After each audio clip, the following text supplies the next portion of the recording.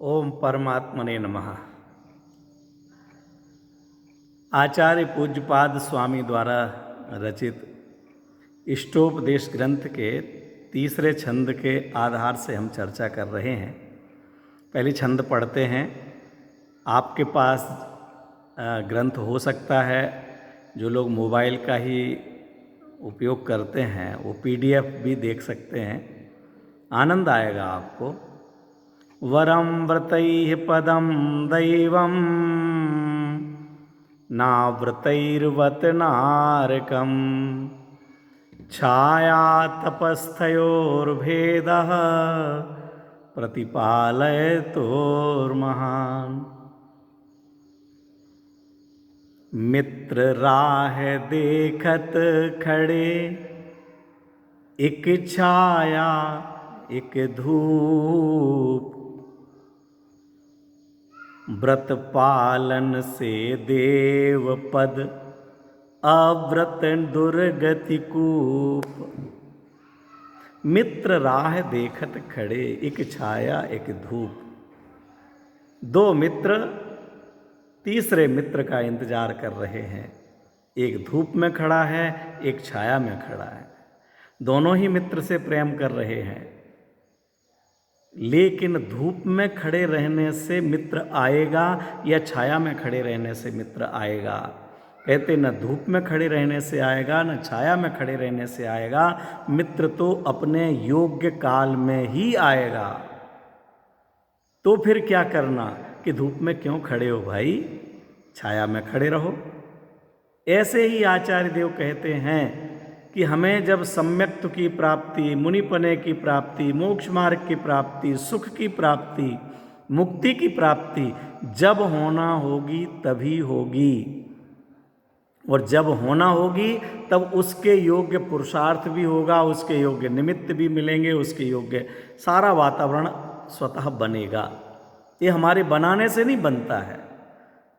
अगर बनाने से बनता हो तो आदिनाथ भगवान के लिए मुक्ति ने इतना इंतजार क्यों कराया?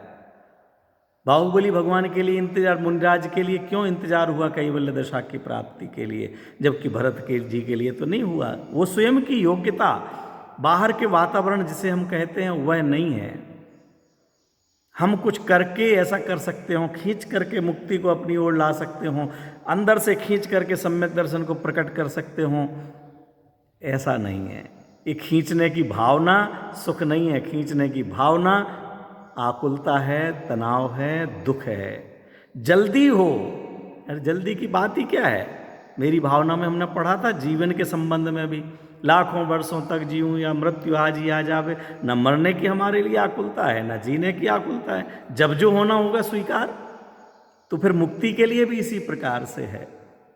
तो फिर कोई शिष्य कहे कि तो हम आराम से रहेंगे, मस्त रहेंगे, टेलीविज़न देखेंगे, पिक्चर देखेंगे, एयर कंडीशन में बैठेंगे और स्वस्थ और खुश रहेंगे, कुछ भी खाओ कुछ भी पियो। यह संदेश देना इस छंद का निषेध करने के लिए, इस भावना का निषेध करने के लिए है। जो स्वच्छंद होना चाहते हैं उनका निषेध करने के लिए है। कोई ऐसा विचार भी कर सकते हैं, सुनते हैं चर्चा कि सब अपने आत्मा को जानने का नाम धर्म है, अपने आत्मा का मानने का नाम सम्यक दर्शन है। और आत्मा तो मैं घर पर भी हूँ, दुकान पर भी हूँ, टॉकीज में जाऊँ तो भी हूँ, मॉल में जाऊँ तो भी हूँ, पिकनिक मनाने जाऊँ तो भी हूँ। और आत्मा को मानने का नाम धर्म है, सम्यक दर्शन है, मोक्ष मार्ग का शुभारंभ है, चतुर्थ गुणस्थान है। तो मैं कहीं पर भी आत्मा मान लूँगा। मुझे ये शर्त क्यों लगाई जाती हैं कि आप षट आवश्यकों का पालन करें, देव पूजा करें, गुरु उपासना करें, स्वाध्याय में आए? अरे आत्मा का जानने का नाम सम्यक दर्शन है ना। तो आत्मा तो मैं हमेशा हूँ। जब मुझे टाइम मिलेगा दुकान चलाते चलाते और बीच में ग्राहक नहीं होंगे, मैं आत्मा को देख लूँगा। टेलीविज़न में उधर ब्रेक आया होगा धारावाहिक के बीच में, मैं आत्मा को देख लूँगा। ऐसी मान्यता, ऐसी भावना, ये स्वच्छंदता की भावना है। पहला प्रश्न तो यही है कि अगर ऐसा है तो क्या आपने अभी किसी ब्रेक में अपने आप को देख पाए? आप क्या आपको मॉल में घूमते हुए, पिकनिक स्पॉट पर घूमते हुए कभी आत्मा को देखने का विचार आया? ये बात पक्की है कि हम आत्मा त्रिकाल हैं, दुकान पे भी, मंदिर में भी, मकान में भी, लेकिन हमारे लिए आत्मा को सुनने की भी बात, आत्मा संबंधी विचार करने की भी बात, जो भावना आती है वह मंदिर में आती है, वह स्वाध्याय भवन में आती है, वो तीर्थ यात्राओं में आती है। अपने ही घर में बहुत सुंदर बेडरूम है, बहुत सुंदर रसोई घर है और बहुत सुंदर ही बाथरूम टॉयलेट बना हुआ है। कई लोगों के तो टॉयलेट भी इतने सुंदर और अच्छे होते हैं कि सामान्य व्यक्ति जाए तो उसे लगे मुझे यहीं रहने को मिल जाए थोड़ी देर के लिए, यहीं बैठ जाऊं। लेकिन आप विचार कीजिए कि हमारे ही मकान के पार्ट हैं, वो हिस्से हैं, वो चाहे वह रसोई घर हो, चाहे डाइनिंग रूम हो, चाहे ड्राइंग रूम हो, चाहे वो लेटरिन बाथरूम हो, लेकिन क्या किसी को भी लेटरिन बाथरूम में बैठ करके भोजन करने का विचार आता है? क्या कोई भी, एक छोटा बच्चा भी अपनी थाली, अपनी प्लेट लेकर के कभी खाना खाने के लिए, भोजन करने के लिए बाथरूम में गया है?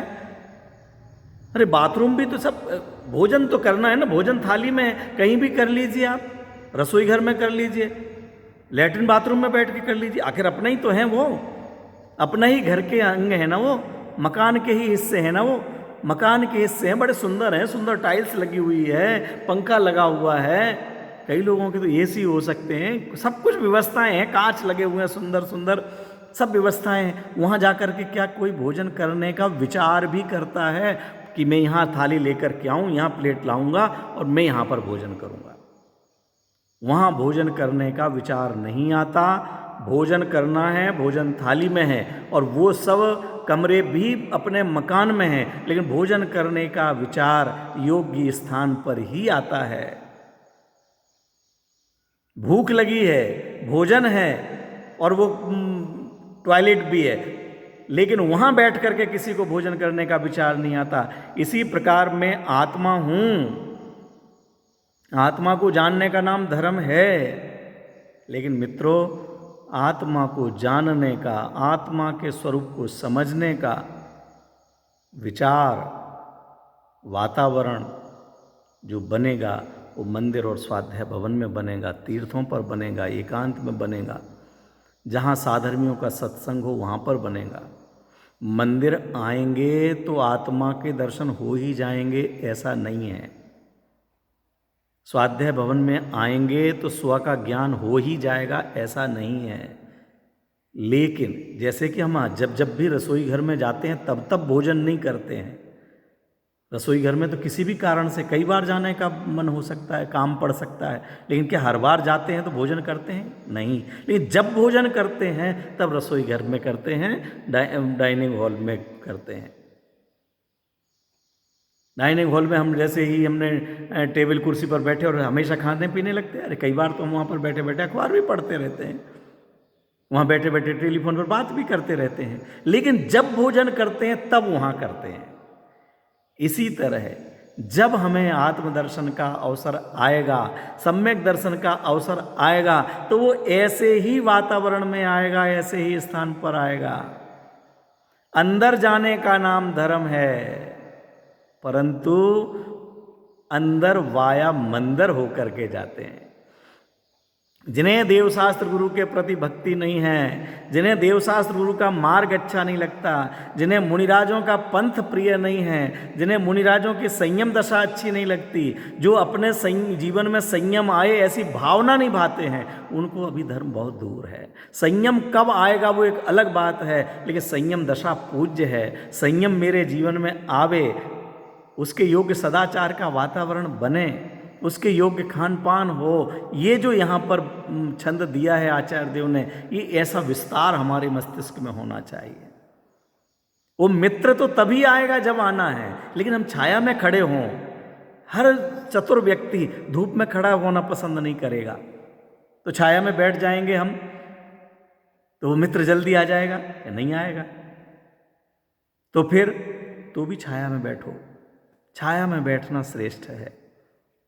भोजन आदि का भी बंधुओं निमित्त नैमित्तिक संबंध है, कर्ता कर्म संबंध नहीं है। हम अच्छा भोजन करते हैं, स्वस्थ रहते हैं, लेकिन अच्छा भोजन करने वाले भी बीमार पड़ जाते हैं। परंतु अच्छा शुद्ध सात्विक भोजन करने वाले अधिक स्वस्थ रहते हैं, अधिक समय तक स्वस्थ रहते हैं। हम विटामिन के लिए ई विटामिन चाहिए, सी विटामिन चाहिए, डी विटामिन चाहिए, उसके योग्य भोजन करते हैं। फिर भी कमी पड़ सकती है उन चीज़ों की, तो हम औषधियों के माध्यम से उसकी पूर्ति करते हैं। तो उस भोजन का और आँख नाक कान का हड्डियों का ऐसा निमित्त नैमित्तिक संबंध है। अनेक लोग ऐसे हैं जो जन्म से ही वो जो भी डॉक्टर कहता है कि आप पालक खाइए, आप यहाँ घूमिए वहाँ घूमिए, आँखें अच्छी रहेंगी, लेकिन उनको 5 साल बाद से ही चश्मा लगना चालू हो जाता है और ज़िंदगी भर लगा रहता है। वो एक अलग बात है, लेकिन फिर भी जिस वस्तु में जो विटामिन आती है उनका एक शरीर के साथ निमित्त नैमित्तिक संबंध है। इसी तरह विचारों के साथ भी है। यदि हम गरिष्ठ भोजन करेंगे, खीर पूड़ी पकौड़ी खा करके और काजू बादाम का हलवा खा करके, काजू कतली खा खा करके अगर हम शयन करेंगे, विश्राम करेंगे, तो प्रमाद आएगा, बेकार के स्वप्न आएंगे, आलस्य छाएगा, पढ़ने पढ़ाने का मन नहीं होगा। अगर हम बहुत मसाले वाले भोजन करेंगे, हमारे लिए गुस्सा आएगी। हम मिर्ची ज़्यादा खाते हो, गरम मसाले ज़्यादा खाते हो, गुस्सा ज़्यादा आएगा। तो फिर जो शुद्ध सात्विक भोजन की व्यवस्था जिनवाणी में की है, उसी का नाम तो व्रतादिक है। बार बार भोजन दिन भर रात भर खाते रहोगे, जब चाहे जब देखो मुंह जूठा है, मुंह जूठा है, आप स्वाध्याय में आएंगे कैसे? आप सामायिक करेंगे कैसे? आप पूजन के लिए पहुंचेंगे कब? सुबह उठे बेड टी, सुबह चाहिए पोहा, सुबह मंदिर का नाम तो लेना दीजिए, पूजन छोड़िए। यहाँ तो अपना मंजन नहीं करते हैं लोग आजकल। कहाँ से हमारे लिए उस आत्म तत्व की प्राप्ति हो जाएगी, सुख शांति की प्राप्ति हो जाएगी? वह कल्पनाएं जैसी ही लगेंगी। इसलिए ये जैन कुल हमारे लिए बहुत सदाचारमय जीवन जीने के लिए, शुद्ध सात्विक जीवन के लिए, ये भोजन हमारा जीवन जीने के लिए हो, हम भोजन करने के लिए नहीं जिए। अहिंसक पद्धति हो, हमारा रहन सहन अहिंसक हो। हम बड़े बड़े व्रत ना ले सकें, कोई बात नहीं, महाव्रत धारण नहीं कर सकते, कोई बात नहीं, अणुव्रत नहीं ले सकते, कोई बात नहीं, लेकिन जिन पदार्थों के खाने में 30 जीवों का घात होता हो, जिन पदार्थों के पहनने में ओढ़ने में 30 जीवों का घात होता हो, जिस प्रकार के खेल कूद में जहाँ पर भोजन करने कराने में 30 जीवों का घात होता हो, ऐसा तो हमारा जीवन नहीं होना चाहिए। अगर हम आत्महितैषी हैं, हमें अपना जीव प्यारा है, तो दूसरे जीव भी प्रिय लगना चाहिए।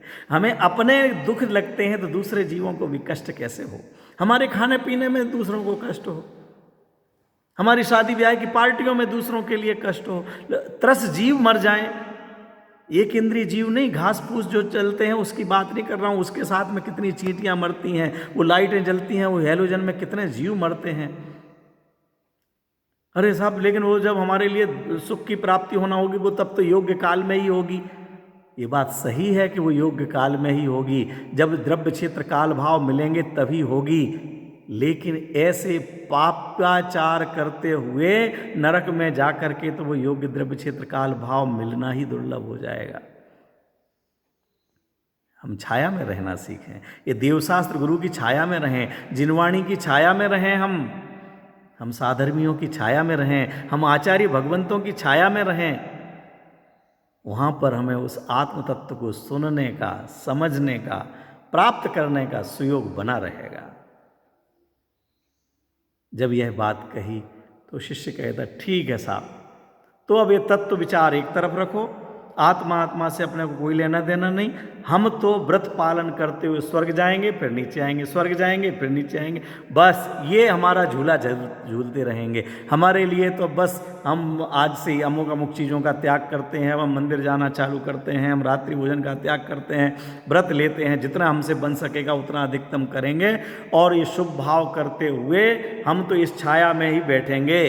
अब हमारे लिए उस आत्म भावना से कोई संबंध नहीं रखेंगे। वो तो जब होना होगा तो हो जाएगा, नहीं होना होगा तो नहीं होगा। अबे हम उसे तत्व ज्ञान से, तत्व विचार से कोई लेना देना नहीं। आचार्य देव कहते, अरे भाई तू अभी भी नहीं समझा, तो क्या समझना चाहिए? कल चर्चा करेंगे।